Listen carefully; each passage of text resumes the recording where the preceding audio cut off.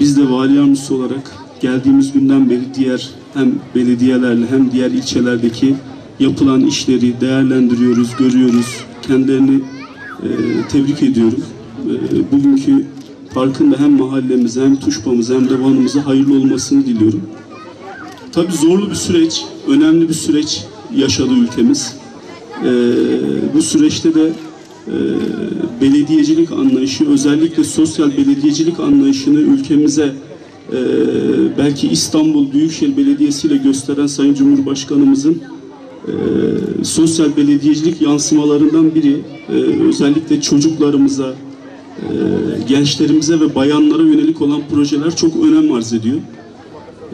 Seyrantepe Mahallesi'nde bu yapılan güzel parkta bunun bir güzel örneği. Tabii başkanımız yine bunun daha önceki halini bize gösterdi. Şu anki halini görünce de insan gerçekten mutluluk duyuyor ve daha güvenli, daha huzurla geleceğe bakıyor. Yine zorlu bir sürece giriliyor. Yine bu süreçte de hem başkanımıza hem ekibine hem de Tuşbalı vatandaşlarımıza gerçekten önemli sorumluluklar düşüyor. Başkanıma ve ekibine bundan sonra yapacağı hizmetlerde başarılar diliyorum. Allah azim ve gayret versin, Allah yardımcıları olsun. Gerçekten dünyada belki yapılacak en güzel hizmet insana yapılan, topluma yapılan hizmet. Hele ki kendi doğduğu, büyüdüğü şehire insanın hizmet etmesi ve insanların dualarını alması ve reel anlamda da güzel hizmetlerle karşılaştırılması, insanların da bu hizmetlerden faydalanması belki de insanın hem bu dünyasını da hem de öbür dünyasına çok büyük katkıları olacağına inanıyorum. İmarda park olan bu yerle ilgili bir yıl boyunca çalıştık. Buradaki kardeşlerimize dedik ki lütfen burası kamuya ait, burası millete ait, burası devlete ait. Siz burayı bize terk edin, biz burayı çocuklarımız için yaşanır bir park haline getirelim. Ve doğum oranı hızlı olan, çok fazla çocuğun olduğu, gencin olduğu bu mahallede bir spor tesisimiz yoktu. Ailelerimizin çay içebilecekleri bir alanları yoktu. Dedik ki çocuklarımız için oyun alanları, oyun grupları, gençlerimiz için basketbol, voleybol, futbol kalelerini oluşturalım. Çocuklarımız enerjilerini burada sarf etsinler. Çocuklarımız obeziteye karşı hareketli olsunlar diye sürekli bu tip alanları oluşturmaya çalıştık. Ve Tuşba'da bugün Seyrantepe'de 40 yıllık bir mahallenin maalesef ilk kez ilk parkın açılışını burada devlet büyüklerimizle, sivil toplum örgütümüz ve halkımızla birlikte açmanın heyecanını yaşıyoruz. Rabbim nasip ederse Beyüzümü, Seyrantepe ve istasyon arasında musella alanı olarak Devlet Demiryolları tarafından çok geniş bir 100 dönüme yakın bir alan var. Biz nasip olursa bu akşam Ankara'ya gidiyoruz.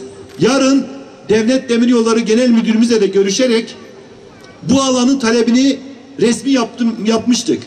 Sözlü olarak da konuştuğumuzda boş olarak uzun yıllar burada oturan kardeşlerimiz bilir. Boş duran bu alana maalesef insanlarımız tezeklerini yiyorlardı. Orada enkazlar dökülüyordu. Biz dedik ki bu 3 mahallemize 100 dönüme yakın bu alanda tıpkı İskele'deki 15 Temmuz Şehitler Parkı gibi, tıpkı hemen İskele'de yanı başında Darüsselam Parkı gibi büyük, böyle devasal mega bir park inşallah arkadaşlarımıza hazırlattık. Projelerimiz hazır. Nasip olursa biz oranın devrini alır almaz hem Beyüzümü hem Seyrantepe hem istasyon 3 mahallenin ortası olan bu alanda geniş bir park alanı, sosyal donatılar olacak. Ve orada alışveriş yapabileceğiniz büyük alanlar olacak ve semt pazarlarımız olacak. Kapalı semt pazarı. 3 mahalleye hitap edecek olan. Ve yine bu mahallemizde biz inşallah Tuşba'nın en önemli noktası olan Seyrantepe'deki bu parkımızın hemen içerisinde bir büfemiz var.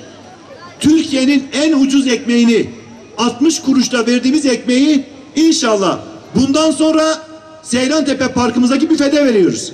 Hayırlı uğurlu olsun inşallah halkımıza.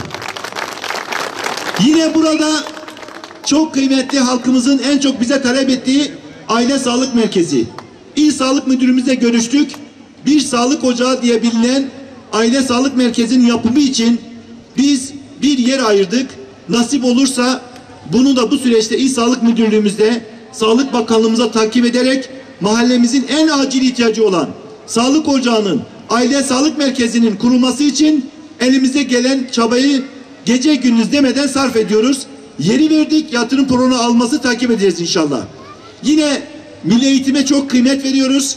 Çocuklarımızın eğitimine ilçe Milli Eğitim Müdürümüz ve Diyanet İşleri ile birlikte halkımıza yönelik burada mesleki kurslar, halkımızla birlikte burada bize talep edilen eğitim öğretimle ilgili seviyenin artırılabilmesi için yapılacak olan kurslarımızı da burada 3 okulunda devam ettiriyoruz. Evet, ben yaklaşık 29 yıldır Van'dayım. Van'da en fazla ihtiyaç duyduğumuz konulardan, ihtiyaçlardan bir tanesi mahalle aralarındaki bu tür parklardı.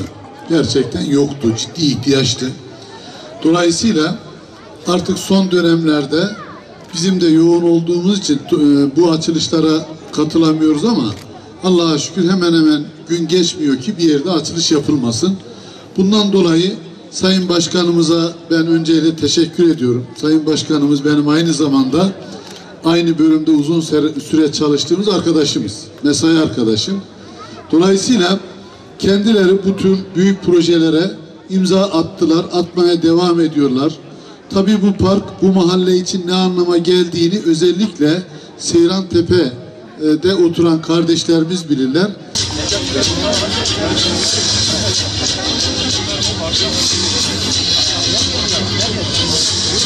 Seyrantepe Parkımız mahallemize, Tuşba'mıza ve Van'ımıza hayırlı uğurlu olsun diyoruz.